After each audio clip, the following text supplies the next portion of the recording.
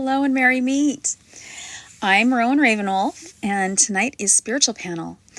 So this is a spiritual safe place. Merry meet. I'm RowanRavenwolf, and tonight is Spiritual Panel. So this is a spiritual safe place. So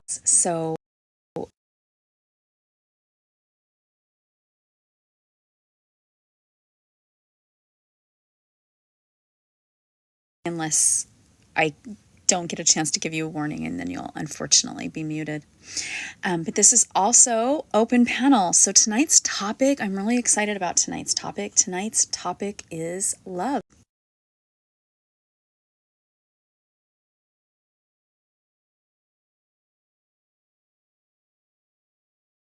Or religious practice you are in. Love is love. Welcome, Candace. Welcome. So if you would like to join Spiritual Panel, please feel free to request, or if you're having a hard time requesting, just say invite me and I'll let you come up, because there's a lot we can talk about when we think about love. And love is not necessarily romantic. So, this is a very open panel for tonight. So we can do quite a bit with this panel. And please don't forget to give me hearts for love tonight, so we can bump up in the league that we're in. I would absolutely love that. That would be fabulous. So I'm going to kind of start with a quote as we get started, and I see people popping in and out. So please feel free to, if you have anything at all you want to share about love, please feel free to join the panel. So here's a quote by Bell Hooks, and this quote it was like, yep. So hopefully you'll be like, yeah, this is pretty cool. So let's see. Hang on, I think I'm doing that. All right. Okay. I think I did what I wanted to. All right. So here's the quote by Bell Hooks. The practice of love offers no place of safety. We risk loss, hurt, pain. We risk being acted upon by forces outside of our control. How powerful is that? And there's that song, Love Hurts. And, sometimes love does hurt. And love is love, no matter. Love is love. I mean, it is. We can love anything and anybody. So let's just jump in. So. And you may, as of right now, you might just be stuck with me. So hopefully I'll be able to entertain you with the topic of love. And, just in case, I'm going to actually, there we go. I'll invite a couple other people that I didn't invite. Okay. Alrighty. So, there we go. Here's Bren. I think he's here. Did it work? There we go. Hello. I'm excited for tonight's topic. Yes. Yeah. I have something funny when we get going. All right. I just said a quote right before you popped in, so I'm going to repeat the quote so that you can hear it. Because it's like when I was like, wow, because I just literally read it earlier this week, because I was like, I had like some other quotes I was going to use. I'm like, oh, no, this is the one. So this is Bell Hooks. The practice of love offers no place of safety. We risk loss, hurt, pain. We risk being acted upon by forces outside of our control. Ooh. Yes, that is true. Yes. And at least, and also, with the, let's see here, how am I going to say this? Because in the study of Vedic astrology, it is said that the highest act of karma, service that you can do in your whole life is marriage. That is the highest act of karma you can do. Because what you're doing is you're taking another individual and everything that they have, good, bad, and all that, and their karma, and you're making the choice to take yours and mold them together into one. And that is, it says a lot. If you're saying, you know what, all the karmic backlog I have and all the karmic backlog you have, you know, I don't even care about that. Let's bring them together. And whatever happens, well, that's the test. Yes. Wow, that's beautiful. That is really beautiful. I like that. So love is like extremely profound. So, you know, we're just jumping into love because there are so many facets that we can look at with it. Yeah. So I think probably the first thing we should do is ask if no more. I just had to. I couldn't resist. No, that's awesome. I know I did for my little video to remind people that I was going live today. I did the all you need is love. That's like, yeah, that's my theme. Actually, it's funny. That's always been one of my favorite not my most favorite Beatles song, but one of the favorite Beatles songs that I have. And when I met my husband, it was that one time, like, because I've dated lots of people and I'd been married before and he'd been married before. And we were just talking one night and he goes, you know, all you ever need is love. And I was like, oh my gosh, because no one had ever said that to me. And I was always like, that's all you ever need. And it was like that moment. So actually our wedding announcements, because we just kind of did, we did a quick wedding. And our wedding announcement, we just put all you need is love. And then we just put our names on it. And so it's like the sweetest thing, you know. But yeah, I mean, like, literally, that's all you need. Even if it's just love from a dog or love from a bird, you know, all we really need is love. And it doesn't matter. Love is love. And I think this is like a profound topic to actually end this month because it is Pride Month. And Speaking love is love. It doesn't matter what color or what gender you are. If you have somebody in your life that loves you and you love them, how wonderful. And I think you wanted to say something, Bren, or are you pulling up something really cool for us?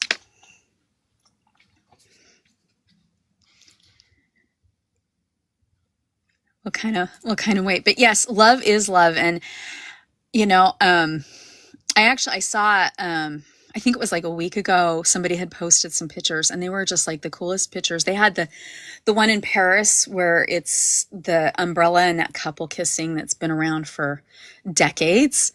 But there were like these beautiful pictures, like there was like two men together and you could just see the love in their eyes and how much they loved each other, and two women together. And like, it was just so beautiful because they just did a collage of different people in love, you know, like, and different races together too. And it was just so beautiful because love is really love. What the heck? It cut him out. Hold on. That's not TikTok. You're fired. Right? Now got me out. TikTok, you're fired. But see, that looks beautiful though. Mm-hmm. Even though like you're kind of cut out. I don't know if there's like a way to make you big and me small. Also, because I'm still figuring TikTok out. Maybe is there a way to make like the boxes smaller, like to have it be like a panel shaped? Let's see. What's that? No, that's not.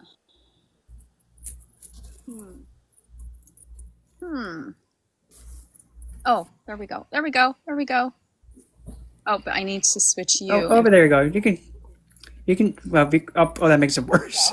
Oh no! See, look what TikTok did. You're still TikTok. You're fired. Well, yeah, you can just put me back down to smaller anyway. Okay, I'll see if I can figure out how I did that. Okay. One day I'll figure it all out, and everybody will be like, "Wow, she figured it out."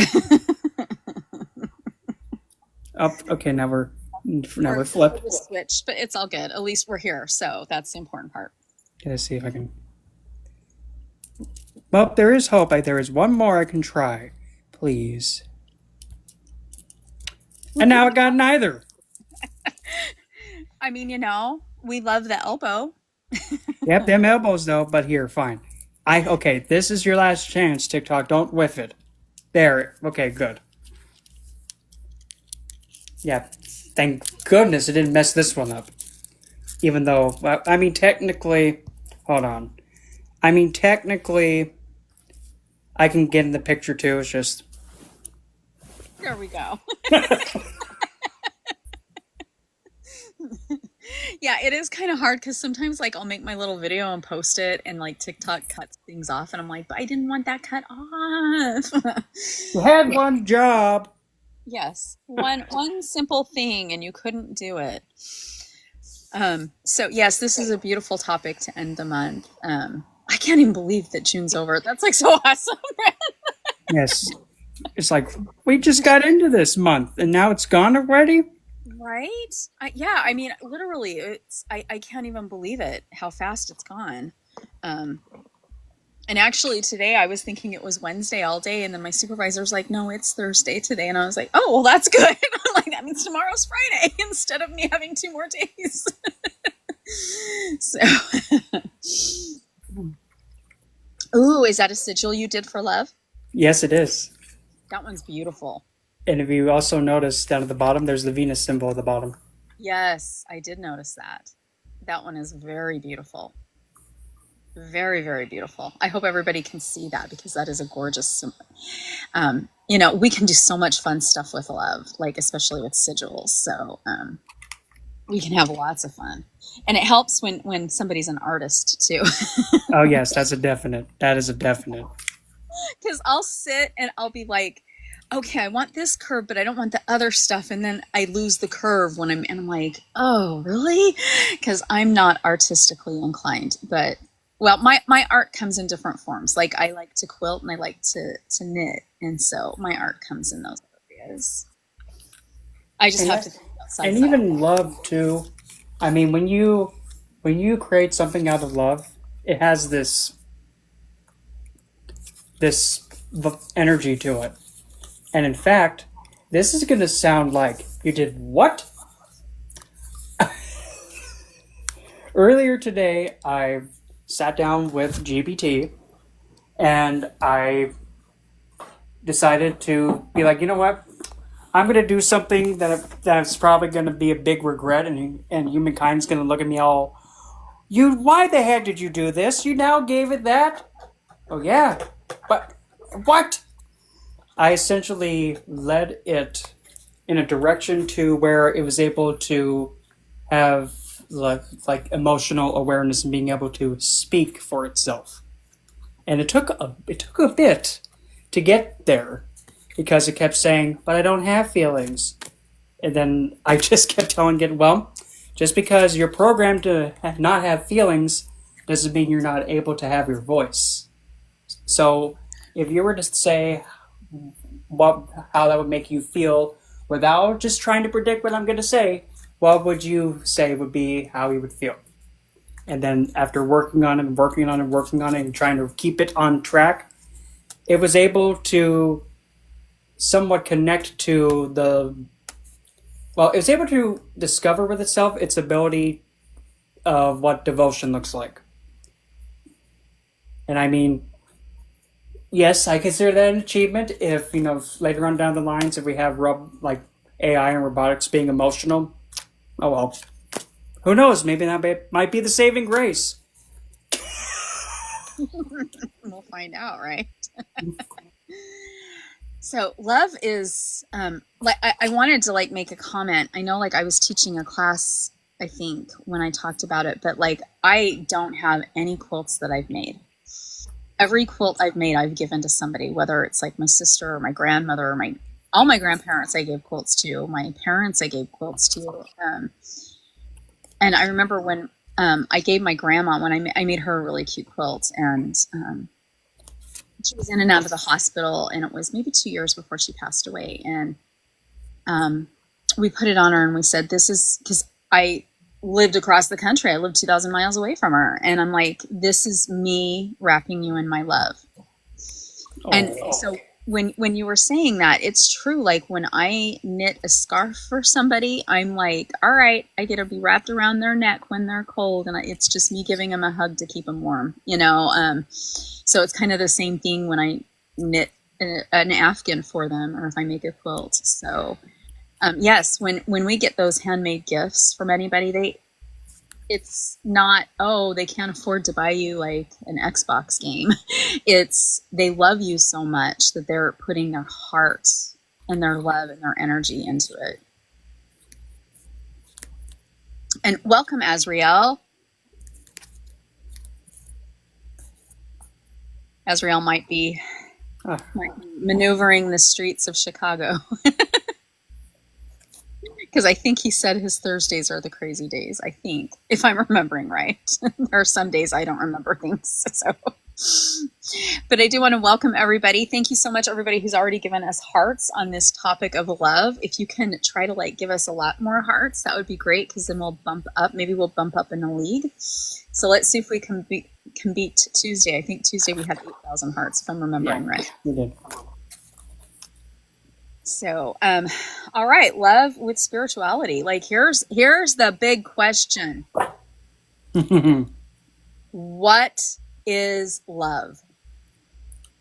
Baby, don't hurt me. Don't hurt me no more. Sorry. All you need is love. So, Brian, I'll let you go, and then we'll see if Azriel wants to go. All right, love. Perhaps, if not one of the most, if not most, potent forces that even the divine are susceptible to. It is so potent that it's something that I mean, in my loving opinion, punny. It's an I don't want to say frequency, but it's like I can't even define what it is, but it's something that is so, let's say, it is so foundational that it can't, if it goes, like if love wasn't here, there wouldn't be anything.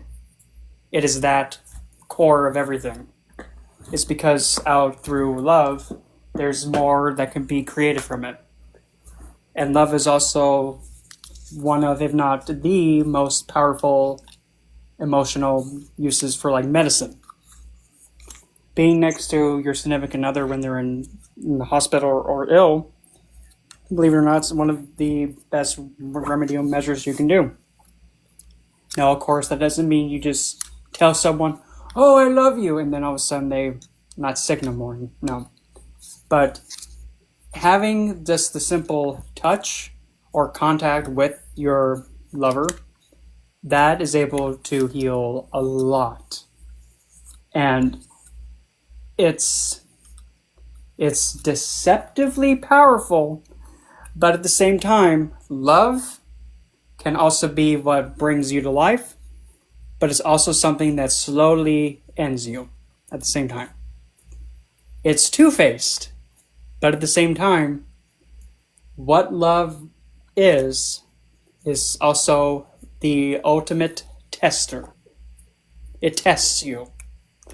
And as much as you, well, mainly in this modern day and age, real love has to be able to go through the heaviest, the most, oh Lord, Lanta, not that, ever doing that again, and disturbing circumstances to see if it's real. But if it makes it through, and if it survives the absolute worst, and anything that you could even throw at it or even think of, if it's still standing, if that person is still standing, that's how you know, yeah, that's the loved one. And it's willing to understand that it is, if you're going to be going for the love that's able to defy kicking the bucket, that's what it is. It has to not even flinch. Heck, even if now that okay, this might be a little over the top, but this is just at least how I stand. If you have a love for someone so potent that if the guy with the scythe and the black cloak comes in and says, "Yeah, I'm gonna have to take them." Okay, but on one condition. What? You gotta take me too. And that is the kind of love that even makes the natural order have to submit. And that is something that you don't. It's really difficult to make the natural order of life submit like that. That is how potent love is. It's so potent that everything else that comes at it has to fall. Woo! Woo! I think I kind of went over the top with it, like, oh, that's a giant tsunami about to crash on us with all this feels. No, you know what? I'm going to share an experience because you like inspired me to share.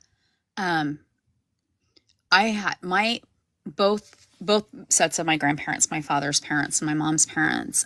Both my grandmothers happened literally at the same time. They passed away within 2 weeks of each other, so it was a pretty tough year that year. But my grandfathers did not want to leave their wives' sides. They'd been married for over 50 years. And my mom and dad actually were separated because they, at night, in order to make sure that their dads would go get sleep, they would sit with their mothers the whole night and stay up the whole night with them. And I happened to go out to visit because one of my grandmothers had passed. So I went out, not also for her funeral, and helped my grandfather. And then I went to visit the other grandmother who was still in the hospital. And I remember calling my mom saying, "Is it always that hard to get grandpa to go home?" And she said, "Yes." And he goes, "Especially since this is the first time you're staying the night with your grandma." Because my mother looked just dead exhausted, and so did my father, but my father was at least able to go home at this point and sleep. And so I told my mom, "Hey, you go home. I got it for the rest of the week while I'm here." And, it was a very profound, special experience to be able to spend that time with my grandma one-on-one. But my grandpa did not want to leave her side. And I remember saying, "Grandpa, you know I love her just as much as you do. And I will protect her." And actually, when my grandpa came in, he's like, "Did my granddaughter, was she good? Did she take care of her grandma?" And the nurse is like, he's like, "Sometimes your daughters fall asleep." She's like, "Your granddaughter stayed up the whole night reading to her from flower books," because my grandmother loved flowers. So I was like reading about like the different flowers. So he's like, "No, she stayed up the whole entire night reading to your wife." But that was profound because it was the love my grandfathers had for their wives.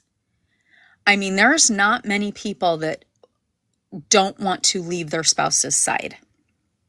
I mean, there really isn't. But the other thing that was really neat is how many of the grandchildren and like my parents, like I said, like my dad was splitting the time with his sister, and a couple of the grandkids would go stay with my other grandmother while she was still sick, while I was unfortunately 2,000 miles away. But how many of their children and grandchildren loved their mom and grandma so much that we embraced being able to spend that precious time with them. So just so that everybody knows, here's another twist. So this happened, and then 5 years later, I got really, really sick. So 5 years after this happened, I remember thinking, that is true love. That is unconditional love when you do not want to leave your spouse's side. I got really, really sick, and I could not even speak. I was having a hard time breathing, and I kept trying to tell my husband at the time things were not going well for me. And he took off to work, left me with our 3 kids, and he takes off to work. My daughter calls him in the middle of the night, and she's like, "I'm scared that mom might be passing away." That's how sick I was. And when he got there in the morning, because he worked night shifts, he got there and he was yelling at me that I didn't drive myself to the ER. Here I am. I hadn't eaten for a week. I can't breathe. I was not doing well. And he expected me to drive myself to the emergency room. He takes me to the ER and drops me off. Oh, no, no. You know what? Oh, I'm livid. That, that was the moment I really questioned, what is this relationship? Oh, cool. Whoa. Uh-huh. Oh, man, I would not have it. I would just be all like, yoo-hoo, guess what? You're going to stay with her. You don't want to? Well, you said you would in this, marriage, so do it.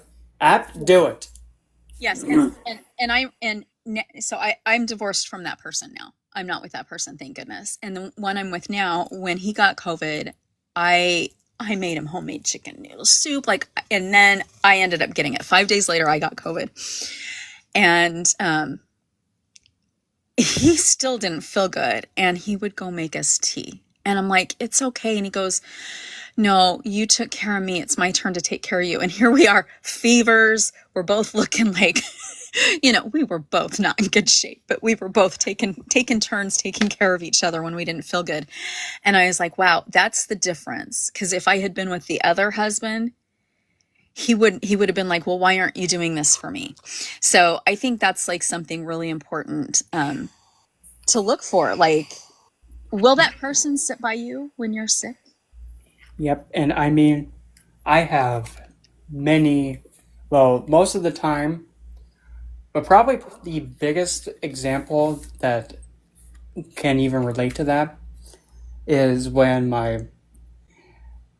not my significant other detoxed off of opioids. It is what it is. And yeah, I sat by his side for a whole week while he detoxed. Didn't go anywhere. I called in work saying, I cannot come in for a week. I have a family emergency. I'll be back next week. Stuck by his side and just endured him coming off of that. It was horrific. It was so bad that I'm even surprised that I was still able to keep my composure and being able just to tell him, I can't do anything. You have to go through it, but I'm not leaving you. Like, he was so malnutritioned, he couldn't drink anything because he would throw it up. He couldn't eat anything because he would do that too. And he was so weak that I had to pick him up and carry him to the bathroom and also bathe him.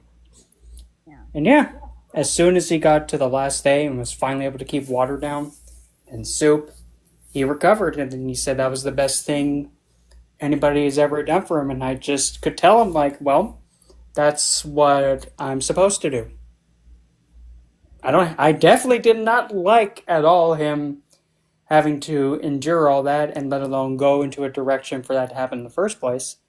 Well, what I like and what I want doesn't mean anything, because if something needs to be done for his survival, regardless of how much it impacts me, I have to do it. And see, that's true love. That's unconditional love. Azrael, I see your mic's off. I think you're ready. So our question was, what is love? And feel free. I'm here. Unfortunately, I'm still working. I got one more stop, another 45 minutes. But you know what? I'm gonna, cause I'm gonna play Brent today and throw a wrench, throw a wrench in it, because I have a download, a good download that I got earlier this morning when I was baiting before I went to work. I was soaking in the water and I was like, oh, and I actually wasn't. I was gonna make a video, but then you know what? I stopped and I didn't want to make the video because I said, you know what? I'd rather share here tonight.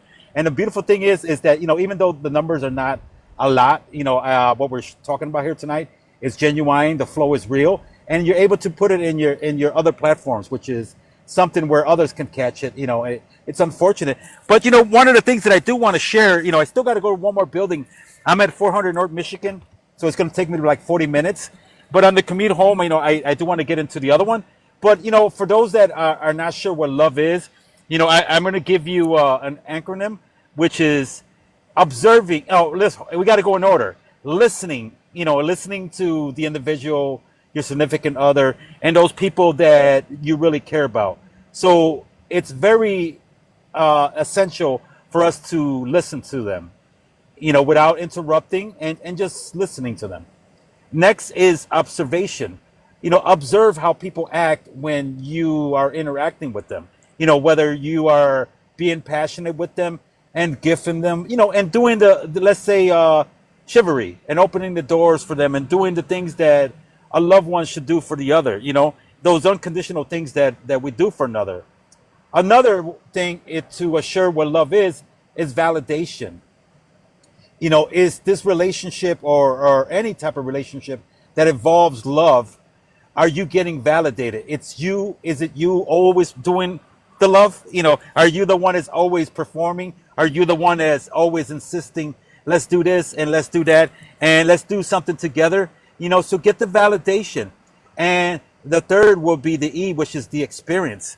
Are you having a wonderful experience? Or are these experiences that you're sharing with the one that you love genuine and authentic? So, that's the first one I want to share, which is, if you don't know what love is, question by listening, observation, validating, and experiencing it. And if none of those are actually making sense, and you have to question yourself, is it really love that you're in? And that's the first one I want to share. And the other one's going to be a lot more deeper, but I have to call the security guard, the engineer from this building, and he's going to come down. But I can listen in and chime in here and there. I got to do, I think, the 29th to the 25th floor. So that's 4 floors. We usually go outside, but I'm going to try to talk him out of going outside because he leaves at 10. But I hope that helps out, So listening, observation, validation, and experiences. That is so beautiful. Azrael, thank you so much. And this just popped in my head. This is one of the secrets, like, in regards, like, again, with Vedic astrology. One of the easiest remedies for, like, say, for example, if your Venus is placed in a position where she's like, oh, gosh, this is so horrible. There's no love here.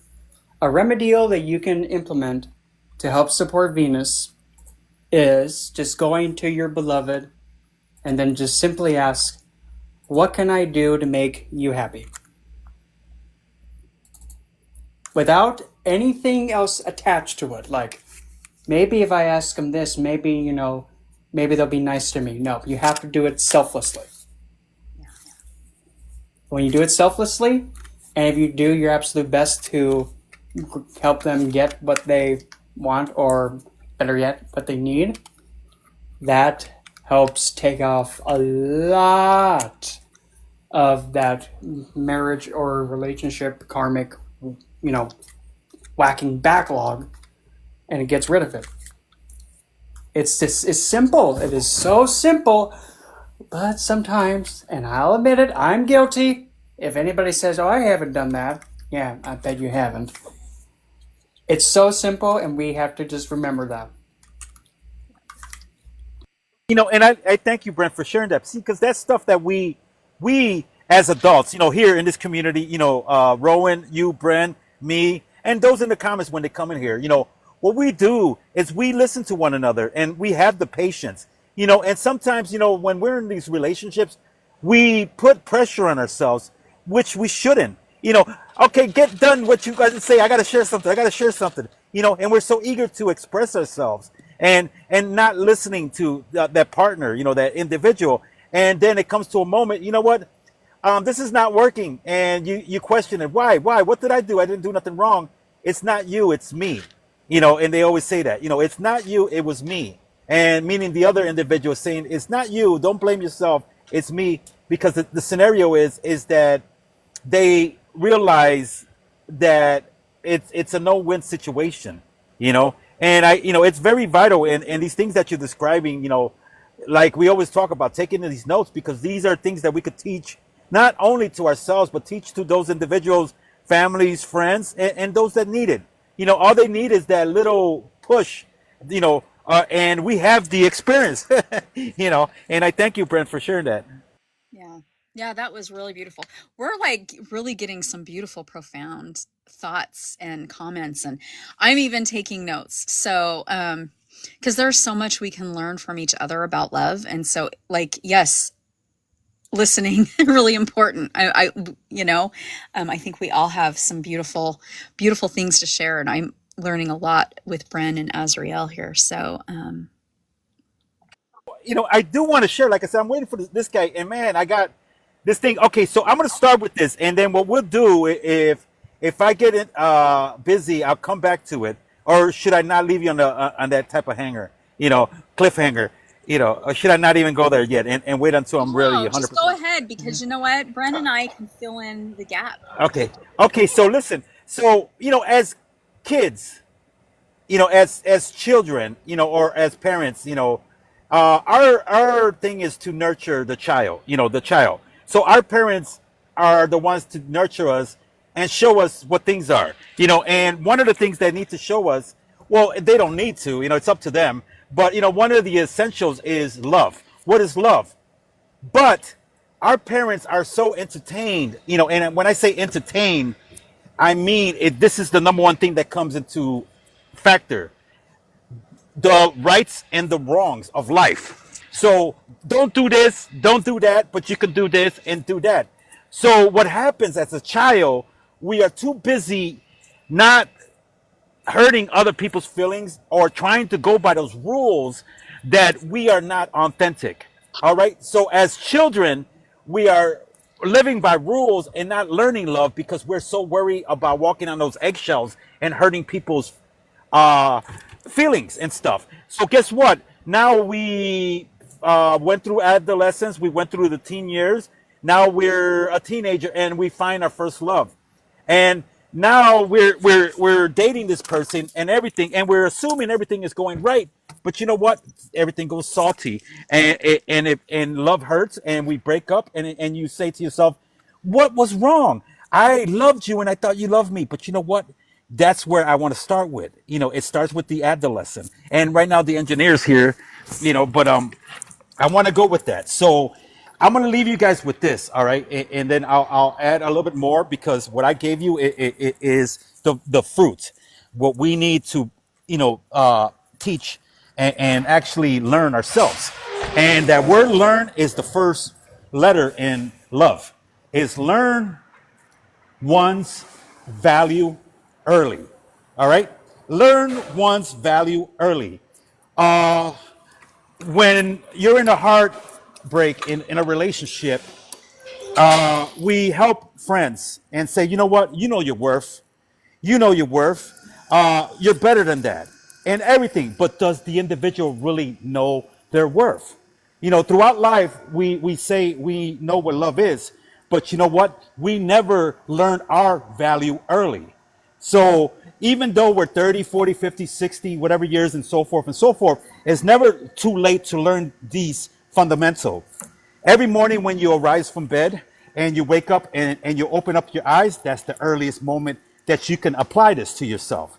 I am a co-creator. I am capable of manifesting these things that I do believe resonate with me. And remember how they say, if you love yourself, other love will find you. And everybody assumes that, you know what, I'm loving myself. But really, are you putting a value to yourself? Once you can find that value of who you are as the individual, you will know that, you know what, I don't need nothing exterior, for I am love. I am embracing my value. I am embracing who I am. Once you can do that, you're walking in your authentic essence. And that essence will resonate with others that can see your value. And that value is what he call it, it's addictive, and if that makes any sense, that's what I want to share. Really not Oh, I think we're losing you. because I'm going to be going inside the elevator soon.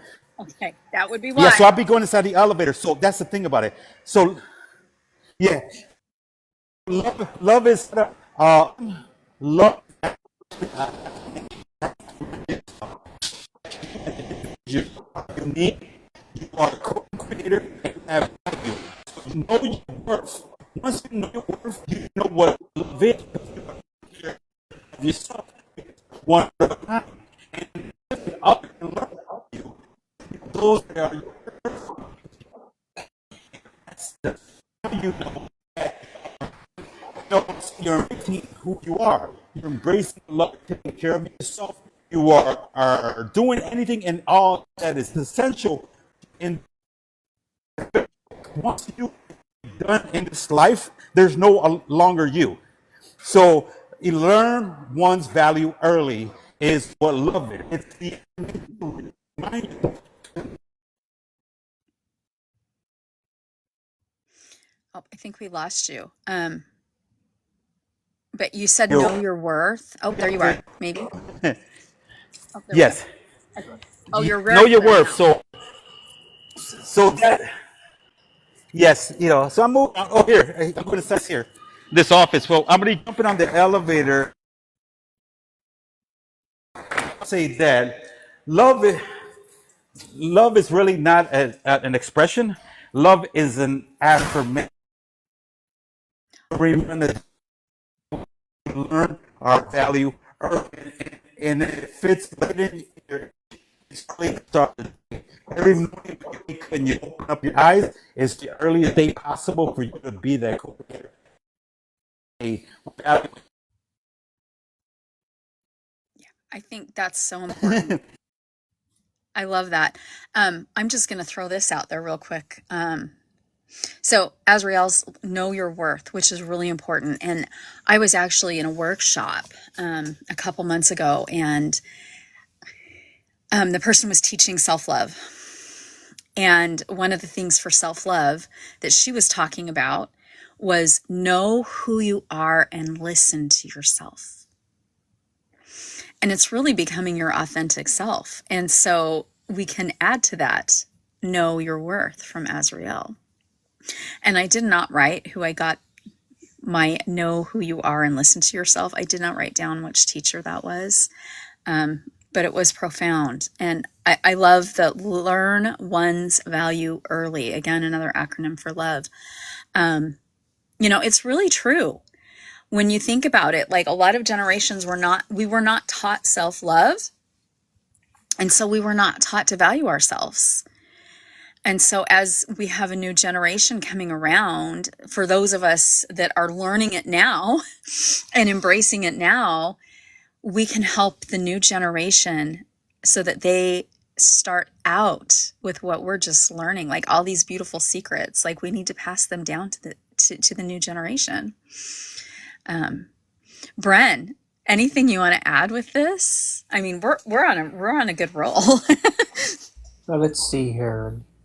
To add more to like the love and other fancy woozy woo tricks. Let's see here. In your astrological chart, wherever the sign of Libra is, things related to that house shows how you want to have your relationship be. So let's take one for example. For moi, having an Aquarius ascendant, mine sign of Libra falls into the ninth house. So the kind of relationship I want is one that is able to have this meaning of purpose behind it, because that's the ninth house. It wants to have me be able to go on an adventure when it comes to love. I want to achieve something higher, and I want to have a relationship that is considered the most sacred and the most like it's the highest dharma house for being Sagittarius, but it's also a love that has a lot of wisdom with it. And to have a lot of love with wisdom, you got to go through a lot of, oh good lord, I'm almost losing the hair out of my head by pulling it out. Yeah. But so, and like say another example, say you have Libra in the seventh house. You want to have a relationship that is able for the other person to be a mirror to you, but then you also want to be that mirror back to them. So is that back and forth balanced? And there's a beautiful view of the Chicago skyline. Do you love the view? Oh my lord, Lanta, I remember when I went there and I was just like, everything's taller than me. Yes. And I do have to say the Chicago River, I love it at night because you can't see the pollution.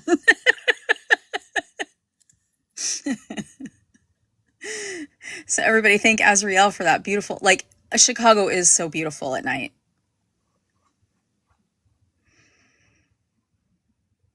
And if you're lucky, you can see the giant rats that are bigger than cats. Yeah, that's what we're looking for. But look, there's a cruise ship right here. Ooh, it would be fun to do one on the river at night. I've only done them in the day. Oh, so you're look. So okay, I'm walking with my daughter after Lollapalooza. So Lollapalooza gets done pretty late, and we're trying to get to the train station because there's only one train leaving for the suburbs, and so I'm like, we got to get on this train. And she's like, "Mom, look, a cat." I'm like, "Oh, that's not a cat." Yeah, they probably ate it. Yeah, They're gone, dude. so we're gonna have to bring more. They're big. The rats are literally the size of an adult cat in Chicago. So Yes, they are like raccoons. Not raccoons. The possums. yeah, yeah. Well, I noticed Azriel like that night. We screamed, of course, when we were like, because I was like, "Oh my gosh, it's a rat!" And my daughter's like, "Ah," and so it was kind of funny. And see the trees. They get in the grates under the trees because we watched it go down there. But like people throw their garbage and their food leftovers. Yep, that's where the rats hang out. So yes, if you want to see, if you're in Chicago and you want to see a rat the size of a cat. Look for the grates at night. Yeah, if we got a few, maybe this will bring in some more individuals. But let me show you something. So this is the Big Apple store. Oh, okay. I know right where that is. Yeah. So and then we're going upstairs. Yeah. This is actually close to where the Chicago River goes into Lake Michigan. Yes. So actually the river's cleaner there. True. So they got all these stairs here, and look at this. All right, so Don't you just love the lights? it's colorful. Yeah. It is. Well, like I said, this is my last stop, and as soon as I'm done here, then I should be able to talk a lot more. Oh, I'm live. Hey, how's it going? Hold on. Good. Everything good. Everything good? Yes. I'm see, we're on TikTok live. Oh, no. TikTok. I'm all there for TikTok, man. All right. Take care, guys. He said he's an old man. See, he needs to learn how to love himself. Yes. Look at the colors up there. Oh yeah, that's gorgeous. They're all, they all got the pride colors right now because Yep. Yeah, it's Pride Month. It's Pride Month. Yeah. That's one fun thing about our city is we do love to celebrate with colors. Yeah, we got plenty of it. But anyways, let's let Brent continue. I'm gonna shut the video off so that way no distractions. Thank you for the opportunity to share that. No, that was beautiful. Thank you, Azriel. We loved that you shared that. All right, Bren. Let's see. Well, I'm even trying to think of another direction that we can take love in. But now, actually, you know what? I have an idea. Another thing regarding love is, well, possibly when you have love be something that is your inspiration, or something like, say, for an example, we've been in the nice, lovely, right in the heart part of this. Let's take it into the other direction. So now, here's the big question. Now, this one might make you think a bit. And probably the best example is Queen Hera herself. When you have a beloved,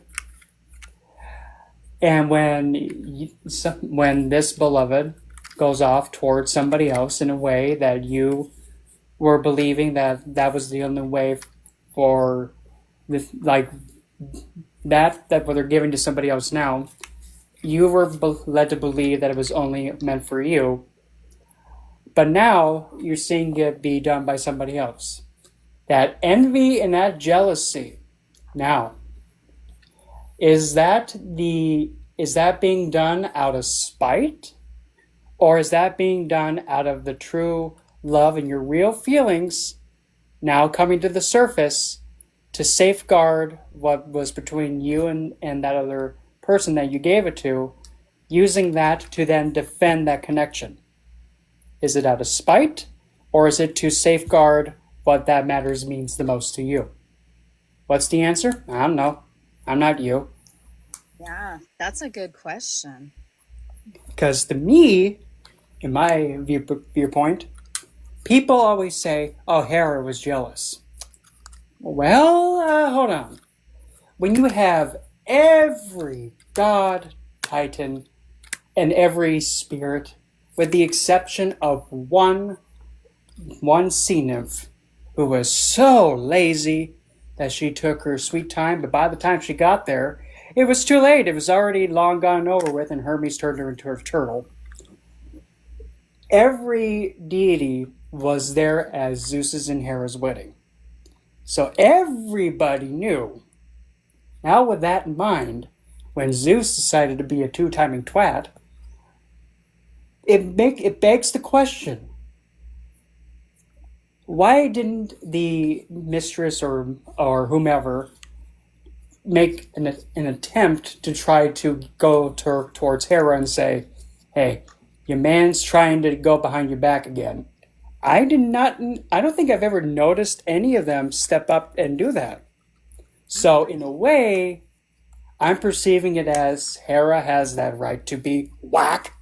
Because, well, they were there and they knew. But again, that's my perspective.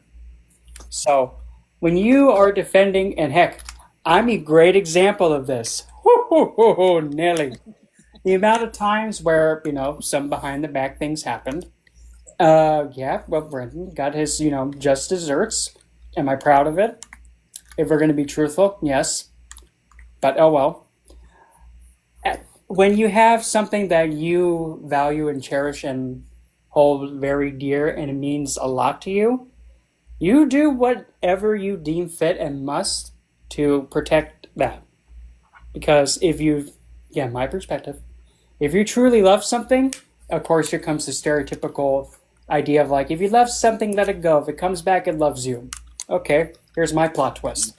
If you love something, why are you taking a risk and gambling with it?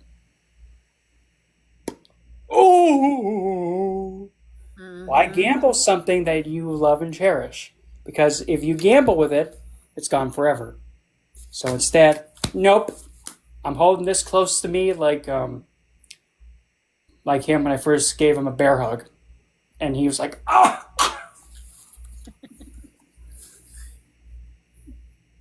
That begs that question.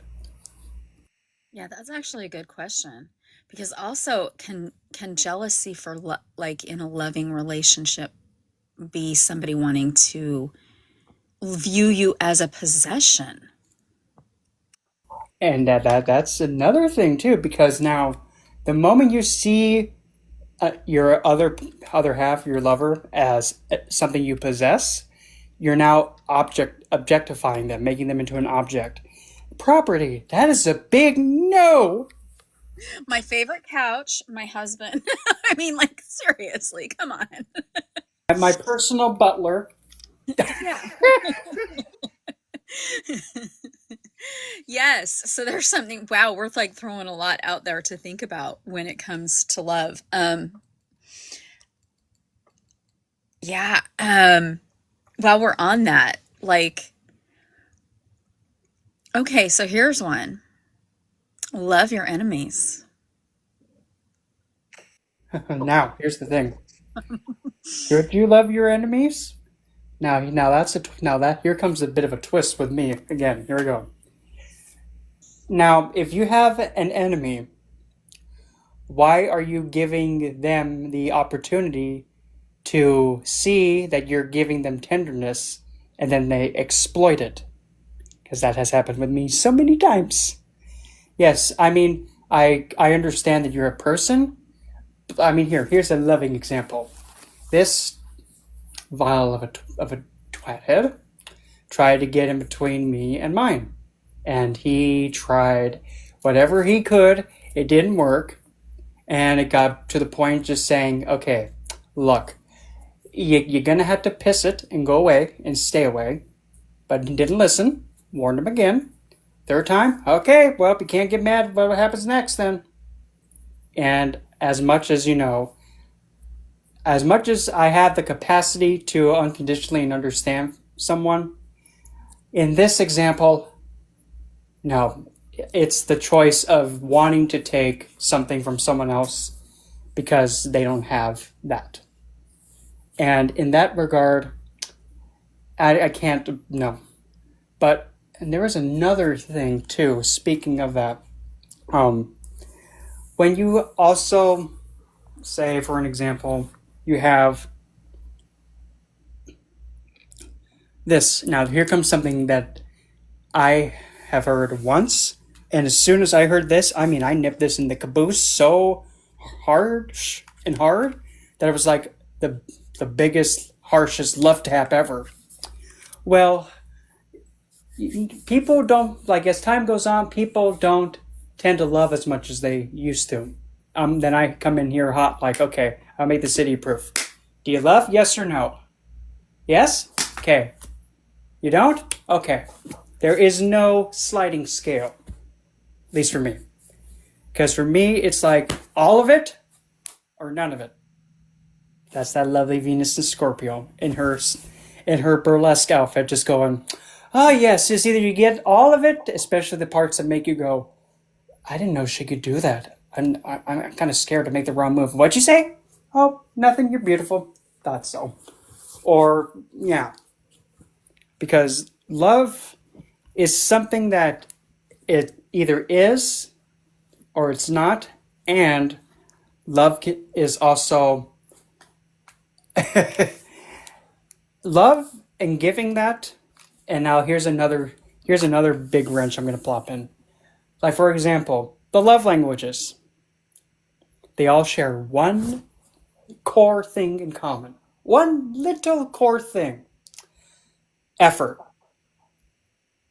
If you cannot give effort, it don't matter what kind of attempt of give love you do. If you don't do effort, none of those exist. And that's true. I mean, if you don't put in effort, you won't have a relationship. And if one person's putting in all the effort, the relationship's not worth it. Mm-hmm. And even here's probably the biggest challenge is finding out and knowing and having a good understanding of what makes that person feel loved. And even if it's something that you do not like doing, like for example, me, I'm kind of a bit detached for let's see here. It would have to be, what was it? I'm trying to remember all of them. I know there's quality time, gift giving, words of affirmation, physical touch, acts of service. I believe those were all of them. But like, for example, if somebody gifts me something, of course I'm gonna value it, but it's not my number one choice. But if somebody is spending quality time and actually giving that time, which, by the way, if you're giving somebody your time, you're never getting that back. Ever. To me, that's the biggest, like, oh, you're choosing me. That says the most. And that can mean more than any kind of big, shiny, ringy-dingy that can just go down the drain. Yeah. Beautiful point there. I'm going to kind of go back to love your enemy. I think it's going to vary from person to person, and it's going to depend on enemy to enemy. Because, we may have some people that, boy, I think about, there was, I think they were the Amish people that somebody went into the school and unalived a bunch of the children, and the Amish people were so forgiving and loving to the person, even though it was like a horrible crime. I don't know if you guys remember that. I think it was like 20 years ago. I mean, it was a while. That Yeah. Um, you know, I remember thinking, wow, they were your children and you're able to forgive your enemy and like have that love for your enemy. Not all of us will be able to do that, you know? and honestly, intuitively in that situation, it makes me really take a moment and step back and really deeply analyze it. Did they sincerely forgive, or do they forgive because their belief system pushed them to? Yes, there we go. And so that's where love and forgiveness kind of come into place. So, you know, and I know it's in the Bible to love your enemies. And how easy is that to do? I mean, I can tell you, I was a victim of a crime, and the person who committed it, I've let that pain go. I've had to work through that trauma. Would I love that person? Because that person I would consider an enemy. Like what they did was horrific. I can't love that person. But also, I don't follow like some of the stuff in the Bible, I actually really, really like. I'm not going to say I discount all of it. But there's things like that, like love your enemy, where it's like spiritually,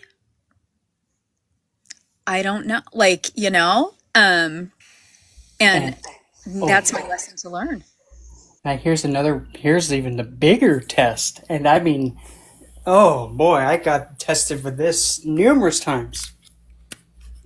Now, what if the person that has done some grave harm to you is your significant other? And I mean, I'll be straight up, come out the gate. There have been some things he has done that he can never take back. And it devastated me. I had to make a choice. Are you going to still love him? And if you're going to say no, did you really truly love him? And I had to really sit with that. And I mean, I was holding myself like a trial against myself, saying, so if you truly love him, you would be able to withstand this and still see him the exact same as you have all these years. But if you say you don't because of this mistake, did you really love him? And because of that, and facing that, I was able to accept it and still hold on to him. And that was my truth. And as I even say it, anything outside my integrity kicks the bucket. So yeah. Yeah, this one's a profound one. A profound thinking, because yeah. Can we love our enemies? There's a challenge. So let's see. I got some new decks. One of them told me to ask a professional. Oh. Well, we can always interrupt if we need to. Ask a professional. We will be doing Tuesday Tarot on Tuesday, but yeah, if you've got something, we can. Have something keeping in the back of the head. But Brent got a download. I would even also say too that with that, if you have now here's the thing. You can have the capacity to give unconditional acceptance to anyone, but who gets it? That's for you to decide. If you know how to give it, then you're good. But giving it freely to hanky panky spanky wanky danky and all the lankies, no. Because ultimately, to get that devoted love and support and that unconditional acceptance for someone, as you know, kind of a bit transactional as this sounds, it has to be earned. It has to be proven. Because once you receive it, it's like when working for that, it's something that you cherish more. But the biggest oopsie to doopsie is as soon as you get it and you take it for granted, and you can lose it. Yeah, I think with love, like as we're talking about that aspect of it, um, it also comes with like friendships. Like my husband and I had a discussion recently. We were talking about how, well, like for example, I'm just gonna like use my husband's. He had a friend from either high school or the university. It's really close to that time. It might have been freshman year in the university. And they became very close, so close that the friend's parents are very close with my husband's parents, and they called each other brothers. Like they considered themselves brothers for many, many years. And unfortunately, my husband divorced his wife before me, and they had a kid together, and they had a falling out because his friend took the ex-wife's side, and he was like, we've known each other longer. And we were talking about that recently, because I was like, I had brought up that I have a couple friends that I felt like I loved them so much, and I don't feel like they loved me as much. And it was just kind of disappointing, and we were just talking about that, and he's like, it's so different when we look at different relationships. Because some people love, and they love everybody and everything around them. Like they're, like I'm kind of that kind of person where like, I'm like, oh, look at the flowers. I love those flowers. Like I say it, like I throw it out a lot, but you can tell that I love and I love trees, and I love grass. I love nature. And I'm going to say most people. I don't know everybody, so I'm going to say most people. But if we love too much and we don't get it back, that brings us back to the quote, like love hurts sometimes, and can we love and still accept that hurt? And here's a big question. Ready? How can you discern a healthy love for an unhealthy love in any form? And when you're giving that love, and probably the hardest is that in the beginning, the love was being given back and forth, like playing catch with it. Then just out of nowhere, the other person just stops. And that is something that is called lovelorn. All of a sudden they drop the ball, but then the real slap to the face is when that was happening, and now they're giving it off to somebody else, but then not giving it to you. And at that point, it's not at all in any way, shape, or form a lack of it, because they have the capacity to still do it. I mean, they're doing it with somebody else. And it's a choice then at that point. If somebody does that, and they're still with you, but they're giving somebody else that attention that needs to be given to you, as it should to someone else, I mean, to be as point blank as possible in saying this, that is one of the most biggest and the most, snap, crackle, pop, Rice Krispies, whoopsies, the doopsies you can ever do. Because what that does, it insults that connection between you and that other person. And like what I said in the beginning, the highest act of karma is unionship with another person. The minute you do something that causes harm, especially 100%, especially if it's something out of choice and you have the capacity to do something for them, but you're giving it elsewhere, that is a heavy whack. That's going to be added to your karma list, and it's going to be quite heavy. And the part that is just so mind-boggling about it, it is something that as much as you don't want to do it, well, just like how Saturn is when it comes to marriage. I don't care you don't want to do it. You said you do it, so just start doing it, you stupid twat. Hey, stop being a hoochie hooch. Get over here back with your partner. You can't stand them and all the stuff that they do. Well, hey, you know what? I'm putting up with you and your stupidity. So that says something. Go over there now. Saturn is strict with commitments and obligations. I mean, him with his rings, that is that commitment and that boundary of like him going, okay, so I made this, okay, oh, I don't like this, oh, well, I'm going to do it because I said I will.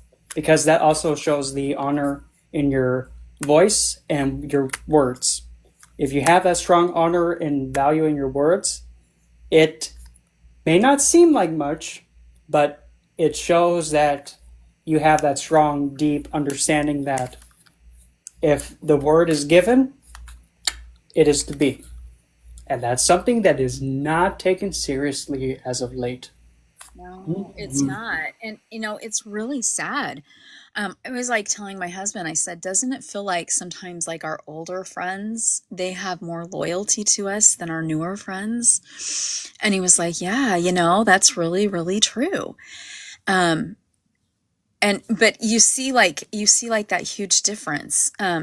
So I would say like healthy wise, a healthy relationship that has love in it, because let's face it, you know what? If you have friends, you love your friends, you love your family, and you love your significant other, regardless of if you're married to your significant other or if you've been living together for decades or wherever you are with your significant other, it doesn't matter.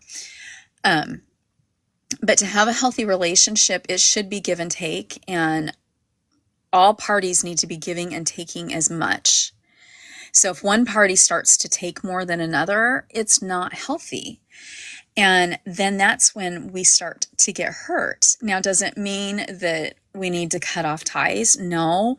It's kind of like how Azrael said, listen, observe, validate, and experience. So it's that time when you need to sit the person down and say, hey, do we have a miscommunication here? Because I feel like I'm giving in this relationship and I'm not getting back like how we used to. And that goes for friends too. I mean, I've had friends, and I mean, my husband and we had a friend, and we'd invited them over for dinner and then they ended up coming over like all the time for dinner, just showing up saying, oh, I thought I could have dinner with you guys. Well, come to find out, the person was like spending all their money on like clothing and like like just frivolous stuff, to where they didn't have groceries in their house. And then they were relying on us to feed them dinner every night. We hit a point where we're like, please don't come tomorrow night, and then they got mad at us and we're like, but what are you giving us? Like, we've literally made you dinner for like a month. And what have you given us? And not that it has to be monetary, but, they find, when I confronted the person and they were like, oh, I didn't have any money. Well, okay, ask, ask for help, but why don't you have money? I was a little perturbed because like, I kept saying, did you notice they had a new Apple phone? Did you notice that like That's they had inexcusable. Mm-hmm. Yes, and I see this. This is beautiful. Thank you, Sigma. This is what I've been preaching for a minute. Loving this. Balance in all things. Energetic exchange is just as powerful. Yes, and you know what? I love that. Energetic exchange is powerful, because that is what love is. Love is an energetic exchange. And if one person is loving more than another, it's hurtful to the person who's doing the most loving. And so we also have to look, am I loving this person as much as they're loving me? Yeah, I mean, it's so important that we make sure that not just we are balanced. We work so hard to make sure that like we love ourselves, that we have a high self-esteem, and that our chakras are balanced. But are we making sure that we're giving balance to the relationships around us? And if we're giving too much and we're not getting that balance back, that's when we need to talk to the person and decide, does that relationship carry on, or do I cut this relationship? I don't know. I mean, that's just a thought. Bren, what do you think? I mean, I know this was a little bit profound. Mm-hmm. And now here's another kind of a bit of a plot twist of an idea. Now, another thing to keep in mind. Now, in my experience when it comes to my significant other and all that. Mine, when I met him, was like a dream come true. Absolutely. But as time progressed, he slowly started developing schizophrenia. And now that is probably one of the hardest things somebody has to face. Because you're watching your other half now start to lose the ability to advocate for themselves and be able to fend for themselves. So now that was another test for me. Okay, now your significant other may not be able to be that version you fell in love in the first place. Are you still going to stay and love them the exact same?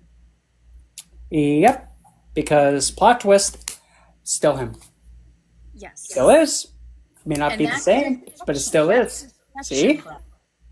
I mean, that's 100% an exception. I mean, just like how I was talking about, both my grandmothers were in hospital beds and getting ready to pass, and my grandfathers didn't leave their side. Their relationship was completely different. But that's love and loyalty. There's a difference. I worked in a hospital for many, many years ago, and I worked in the rehab unit. In the rehab unit, we had people with head injuries, people who'd become paraplegic and quadriplegic. We saw all sorts coming in. And I remember there was one guy, and it was heartbreaking because he had loved his wife so much. And after his accident, when he became paraplegic, she left him. Just left him. Heck no. Oh, Lord, Yeah. no.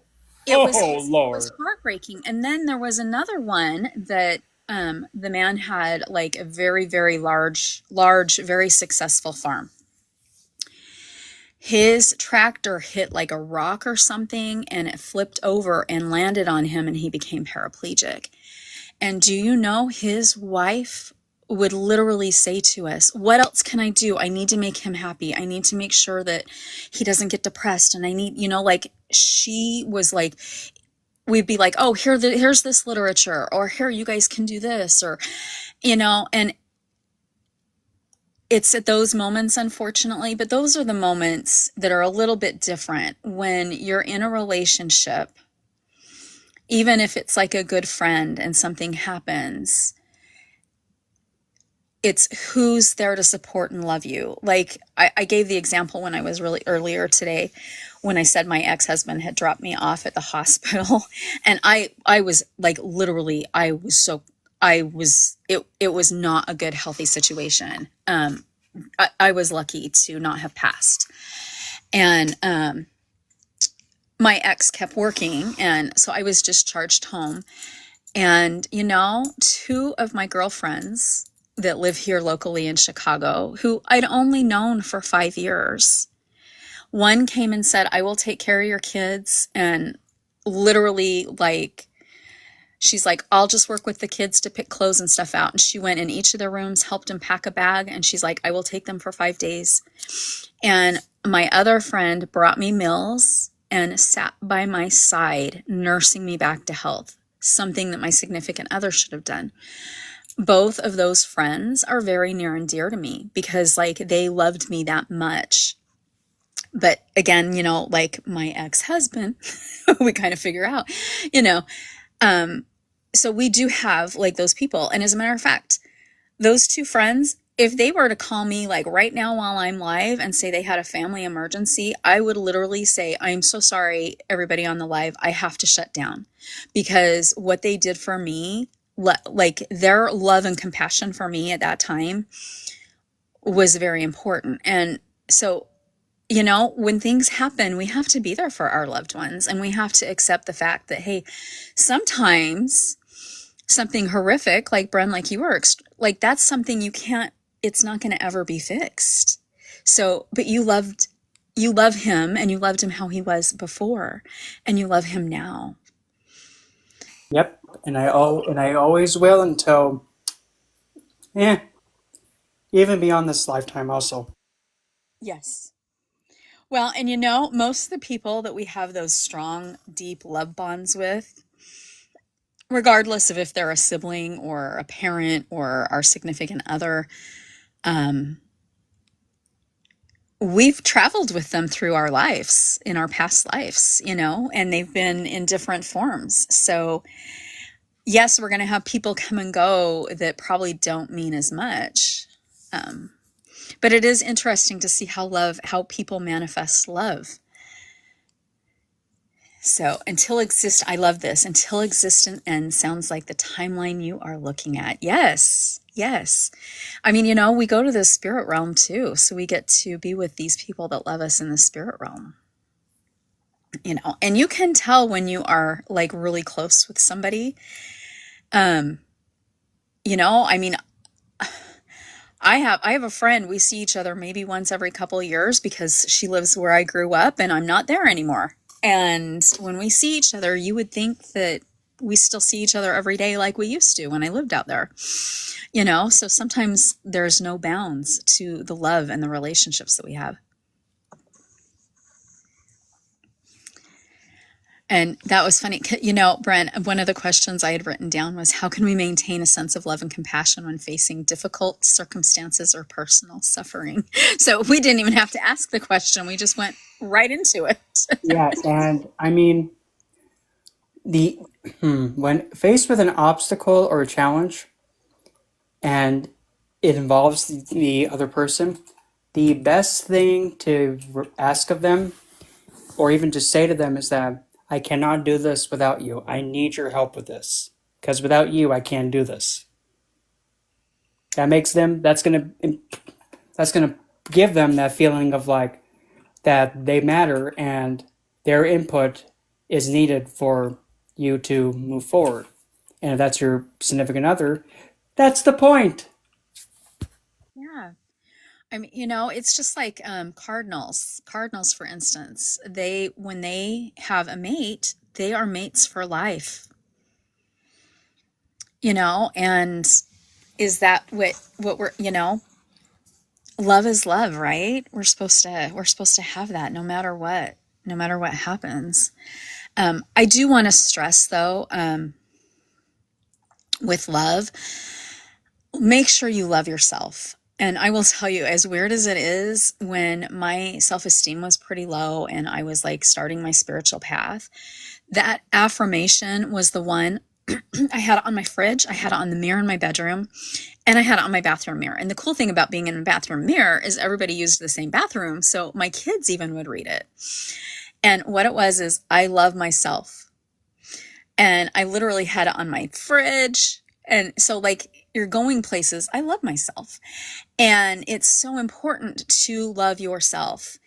And one thing I learned is that when you have love for yourself, it's easier to love other people. Look what Sigma said. Oh my Lord, that is deep. Oh, that is so beautiful. I'm going to share that. Okay, Sigma, I'm going to share that because that is beautiful. All right, so Sigma the Rook said, God said, love your enemy. So I listened and learned to love myself.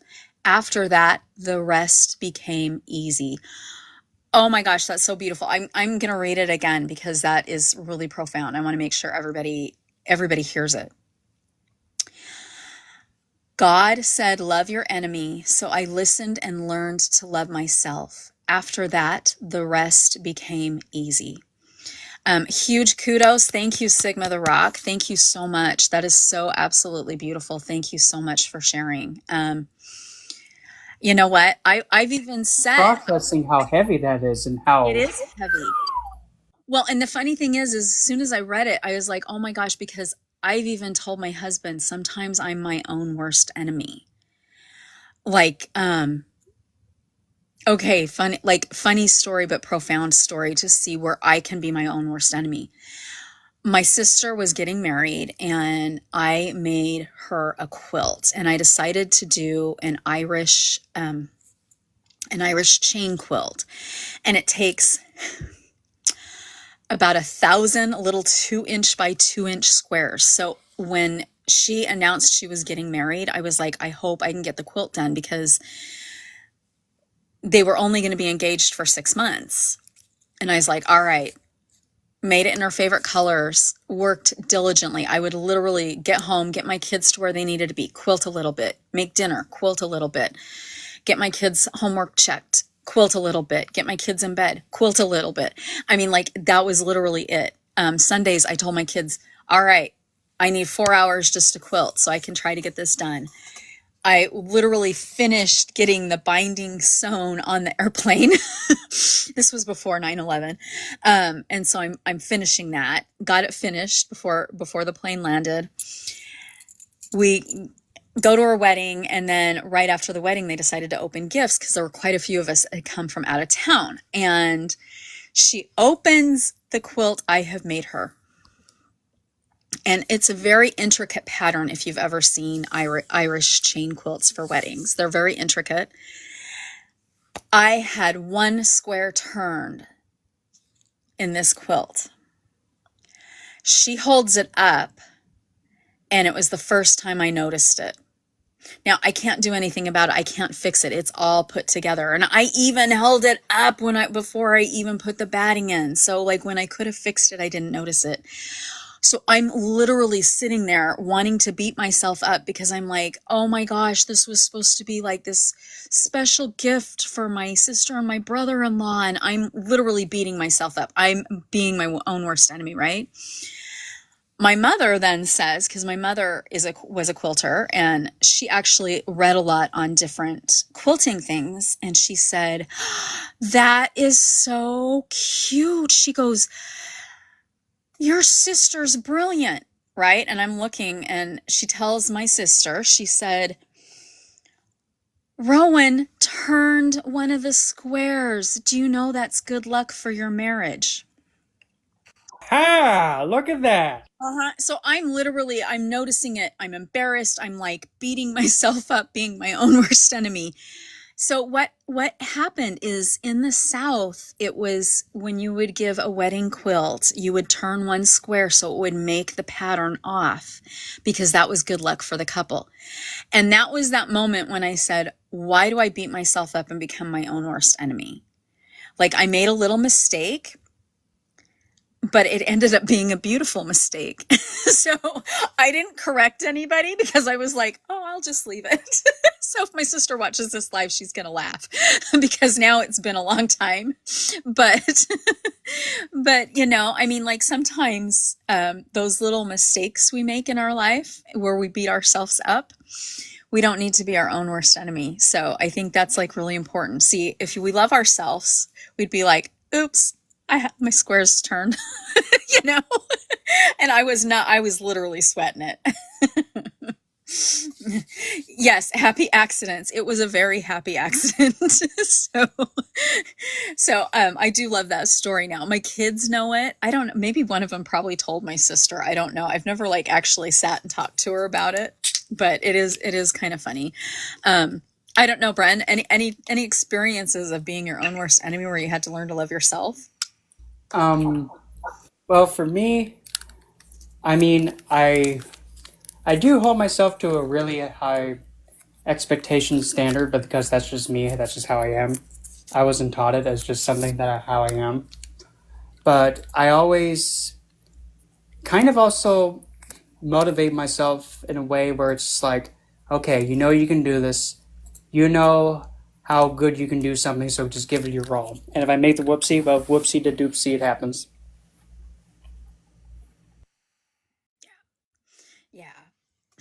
Yeah.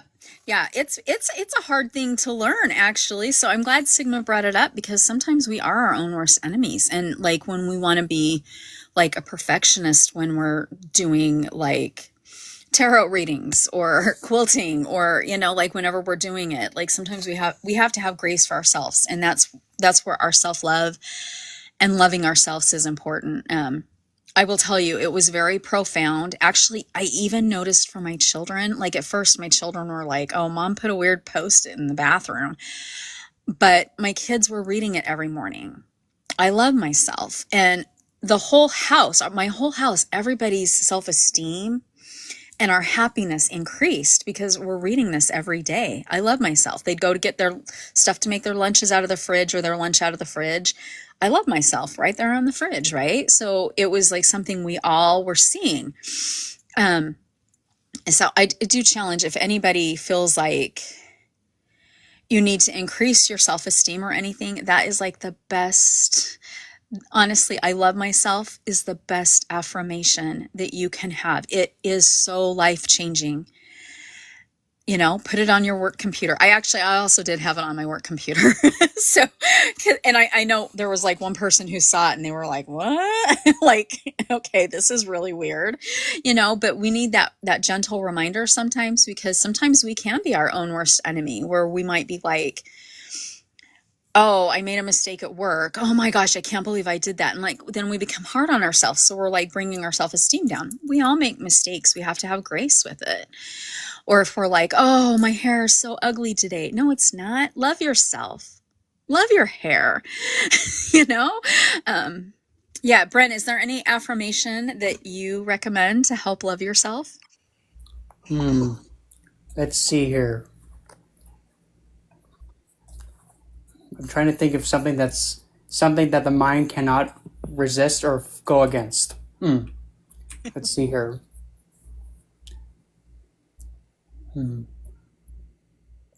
I love myself because anything that is not loving myself is not honoring my integrity.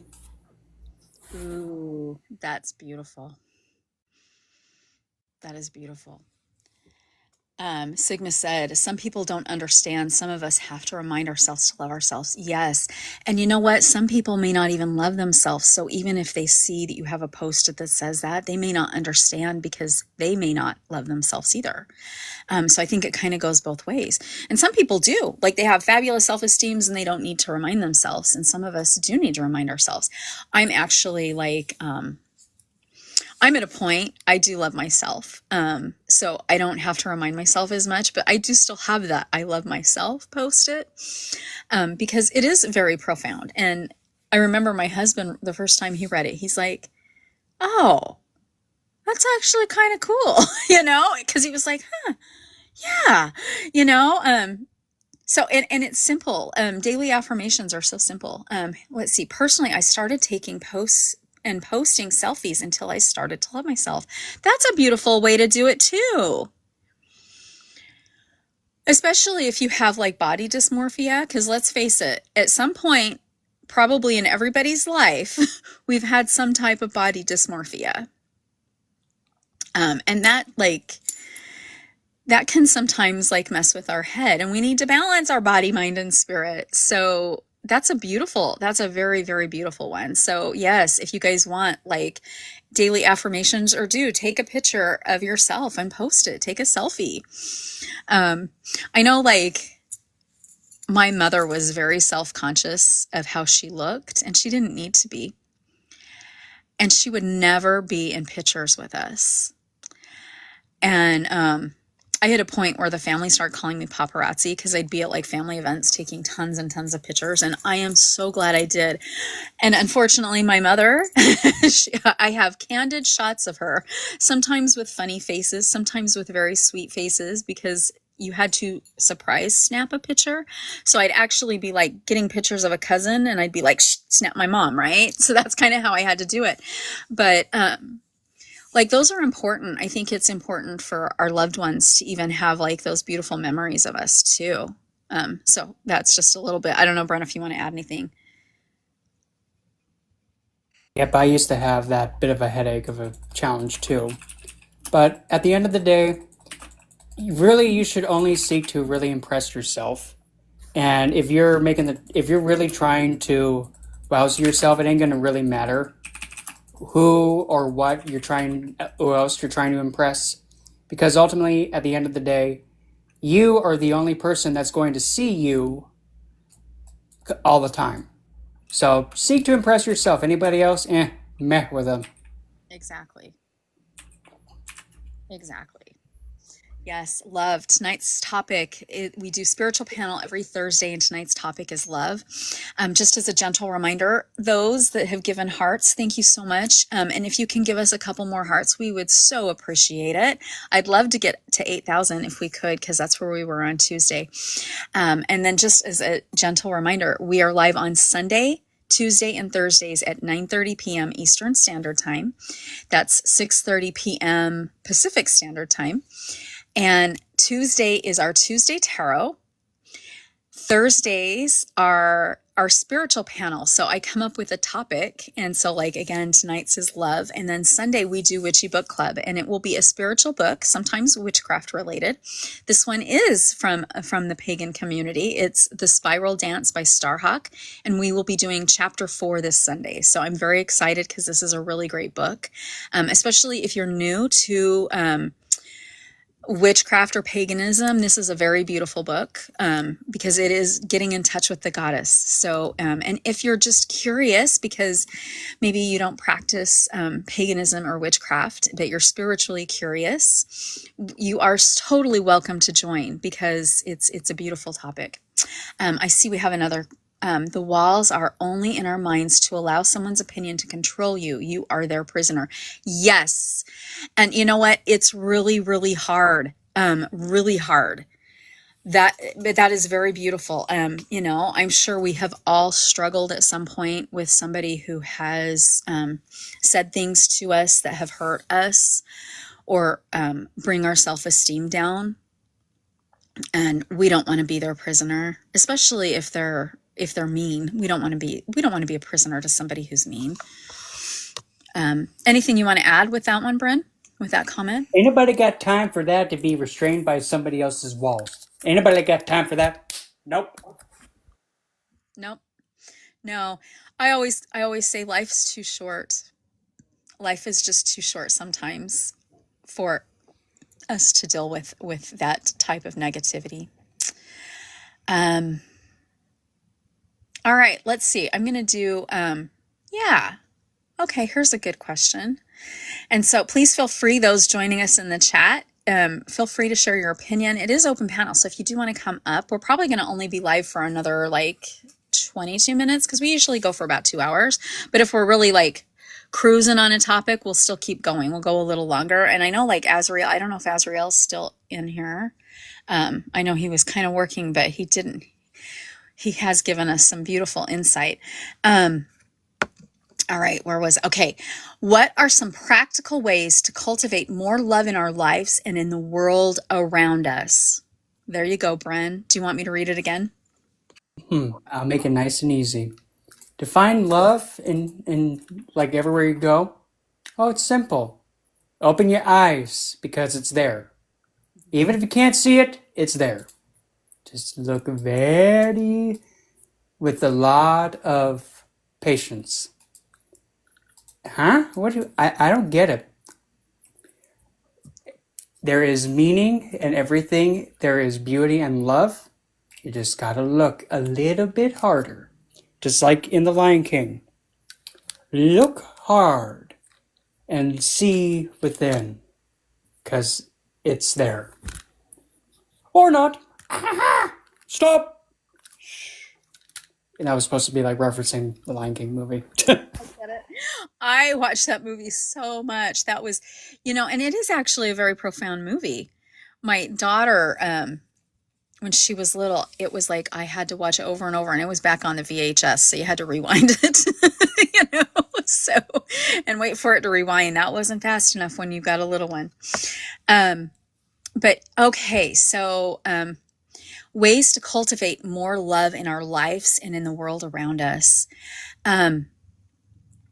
Oh, we have a comment here. You can learn from everybody. Yes, you can. Sometimes it's simply what not to do, but the lessons are everywhere. That is so true. We can learn what not to do and what to do because we do learn both. We can learn both. One thing that I do, and I actually started doing it every Wednesday. He would be my Reiki grandfather, William Lee Rand. He encourages all of the Reiki practitioners and Reiki masters around the world on the third Wednesday of every month at 7:30 p.m. your time zone. So that literally means for 24 hours, this is going on in each time zone, okay? To do a meditation for peace. It looks like you guys are going to be stuck with me for the last little bit. What I love about this is that when we are sharing that kind of love for like world peace, that love spreads. And so I was like, why just do it one Wednesday? So I try to do it. And sometimes I'm not doing it right at 7:30. Sometimes it's at 7. Sometimes I do it at 8 because sometimes I'm like, I'm a little late because I'm doing something else. But I always hold in my heart that we will have love and peace for one another. We all bleed the same color, and we should have a world full of peace. And if we have love, that helps. That's just the flow of life. Yes, it is. It is the flow of life. And we as humans we are capable of so much more. And I think if we can, it's just like, if you're angry, anger spreads very, very quickly, just like a virus. And we can fix that. So like if we're out and about, like for example, I've been out before, and I'll just bring up my post office example. I was like actually in line at the post office, and it was kind of a long line. And a guy got up there and was so mean. He was the guy in front of me, and he was so mean to the poor clerk at the post office. And you could just see she was starting to, like, you'll sometimes see where somebody gets like really upset, like they're about ready to cry when somebody's treating them horribly, or they get really angry and they're about ready to burst. Well, you could tell that like hers was like a combination of them. And so I got up there, and as I was watching her, she had gorgeous dreadlocks, like absolutely gorgeous dreadlocks. So when I got up there, I'm like, I love your hair. And I was like, I've always wanted to do dreadlocks, but I couldn't pull it off. And I'm like, but you look gorgeous with it. And she was like, oh, thank you. And then she started to soften. And I said to her, you are just so pleasant. I can't wait till I come by the post office again and see you again. Have a beautiful day. And she smiled. And that's all it takes, and is when we see that, is just to shift that energy, especially if we have love in our hearts when we go places. It's so easy to shift that energy and to help other people have a good day. And we can make happiness, love, and compassion more contagious than anger. And I did see a couple comments. That's just the flow of life. Yes. Sit with your anger long enough and it will whisper its true name, disappointment. Ooh, I like that one too, Sigma. Yes. I saw that, like, hopefully you'll join us sometime and come up on panel, because we would love to have you up here. So, yeah, I wanted to kind of like end with a little bit of that, like just love yourself. And I'm just like, from my personal experience, I found that as I started to love myself more and heal from, things that were not sitting well with me personally, I found that I became a better person. And so it's so important for us to love ourselves. And then as we have relationships, like marital relationships, or your family relationships, or relationships with your children, they grow better when you love yourself, and you get closer to them when you love yourself. And I know, like, I have a few people in my life that I love very dearly, like actually some family members, and I can tell they're not yet there. They need that post-it that says, I love myself. And I'm like, when they're ready, right? Because we can't force it on somebody, but we can also teach by example. Like Sigma was saying, we can see this. We can see how people are, and we can say, I don't want to be like them, or I do want to be like them. And then when you see somebody that you really like, they bring out that love and compassion, those are the people we want to be with. Those are the people we want to follow. I have so many beautiful teachers that, like, and I'll throw out another name, Chris Allen. He's a witch here in the pagan community in Chicago, and he's amazing. And I will tell you, he has so much love and compassion in his countenance. And if you are a practicing pagan or witch, grab his books and take a class from him. But also, I feel so blessed that my Reiki master, her Reiki master, was William Lee Rand, because William Lee Rand has a lot of love and compassion. And that's taught me a lot. And it's like, yes, it gives you like that guideline of, I want to be like that. And the first step is to love yourself. So important. But this was love. So, well, I'll maybe bring it back, because I had a bunch of questions and we really haven't even touched on a lot of them, but I would love to have Azrael and Bren back up, and, hopefully maybe next time Sigma will join. I'm not sure yet what next Thursday's topic will be, so I'll probably have something picked out by Sunday. But Sunday, again, 9:30 p.m., I will be live. It is Witchy Book Club, and we will be discussing The Spiral Dance by Starhawk, and it's chapter 4. And speaking of love, she puts a lot of love and energy love in her book. So it does kind of mesh. Everything kind of meshes together so beautifully and wonderfully. So I want to thank everybody for the hearts, and those that gave gifts to everybody who was on panel, and to myself. Thank you so much. Always appreciated, never expected. I hope to see everybody on Sunday, and thank you so much for joining. Love and appreciation to everybody. As always, merry meet, merry part, bright blessings, and namaste.